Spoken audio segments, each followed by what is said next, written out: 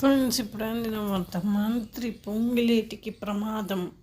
Customs అధికారుల నుంచి shock అంటూ వార్తలు అయితే వస్తున్నాయి. మరి ఏంటి అది అనేది చూసేద్దాం ఫ్రెండ్స్. వివరాలకు వెళ్ళే ముందు దయచేసి లైక్ చేసి షేర్ చేసి సబ్స్క్రైబ్ అయితే చేయండి ఫ్రెండ్స్.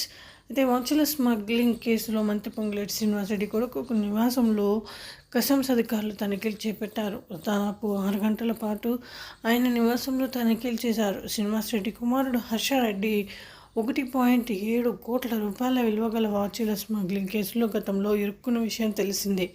ఈ కేసు వివరాల్లోకి వెళ్తే, ఈ ఏడాది ఫిబ్రవరి 5న చెన్నై ఎయిర్పోర్ట్లో కస్టమ్స్ అధికారులు 2 అత్యంత ఖరీదైన వాచీలను స్వాధీనం చేసుకున్నారు.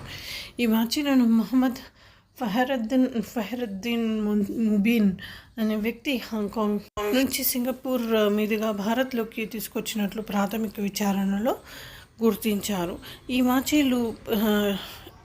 వాచీలు పాటిక్ ఫిలిప్ 5740, బ్రెగ్యూట్ 2759గా గుర్తించారు. కాగా మన దేశంలో పాటెక్ ఫిలిప్ వాచ్కు సంబంధించి డీలర్లు లేరు. బ్రెగ్యూట్ కంపెనీకి సంబంధించిన వాచీలు మన మార్కెట్లోకి స్టాక్ లేవు. దీంతో అనుమానం వచ్చిన కస్టమ్స్ అధికారులు ఆ వాచీలను పరిశీలించగా వాటి ధర 1.70 కోట్ల రూపాయల పైగా ఉందని గుర్తించి షాక్ అయ్యారు. దీంతో ఆ వాచీలను తీసుకువచ్చిన ముబీన్ను అరెస్టు చేసి విచారణ చేపట్టగా నవీన్ కుమార్ అనే వ్యక్తి కోసం తీసుకువచ్చినట్టు తెలుస్తోంది. దీంతో నవీన్ కుమార్ను విచారణ చేయగా అతను పొంగులేటి శ్రీనివాసరెడ్డి కుమారుడు హర్షారెడ్డి పేరు చెప్పాడు. హర్షారెడ్డి కోసం నవీన్ కుమార్ మధ్యవర్తిగా ఈ వాచీలను తెప్పిస్తున్నట్లు కస్టమ్స్ అధికారులు అనుమానం వ్యక్తం చేశారు. హవాలా మార్గంలో ఇందుకు డబ్బులు చెల్లించినట్లు కస్టమ్స్ వర్గాలు చెబుతున్నాయి.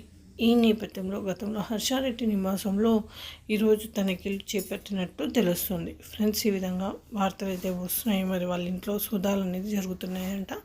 Thanks for watching friends.